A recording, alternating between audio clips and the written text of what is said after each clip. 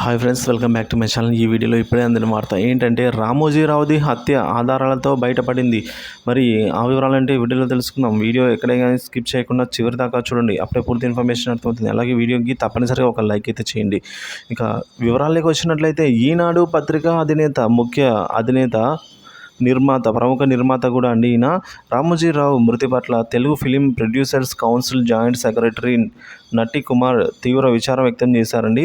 తెలుగు రాష్ట్రాలకు మీడియాకు చేసిన ఆయన సేవలు ఈ సందర్భంగా గుర్తు చేసుకుని భావోద్వేగానికి అయితే గురయ్యారు. ఆయన మరణానికి పరోక్షంగా వైఎస్ జగన్ అంటూ ఆరోపణలు చేయడం సంచలనం రేపింది. నట్టి కుమార్ వ్యాఖ్యల్లో వివరాల్లోకి వెళ్తే రామోజీరావు ఎన్నో కోట్ల మందికి ఆయన ఆదర్శప్రాయులు, ఎంతోమందికి స్ఫూర్తిదాయకత. మరి రామోజీ ఫిల్మ్ సిటీని నిర్మించి చిన్న సినిమాలు కూడా షూటింగ్ చేసుకునేందుకు ఎంతగానో సహకరించారు. అయితే మీడియాలో అత్యున్నత స్థాయికి ఎదిగిన రామోజీరావు మరణానికి వైఎస్ జగన్ ప్రభుత్వమే కారణం అనేది చెప్తున్నారు. ఇంకా ఆయన ఎంతో కాలం మన మధ్య ఉండేవారు, కానీ ఆంధ్రప్రదేశ్లో 5 ఏళ్ల పాలనలో ఆయనపై వైఎస్ జగన్మోహన్ రెడ్డి చేసిన అరాచకాలు, ప్రతీకార చర్యలు మనోవేదనకు గురి చేసి అందువల్లే ఆయన అనారోగ్య పాలయ్యారు, ఆరోగ్యం దెబ్బతింది అని చెప్తున్నారు.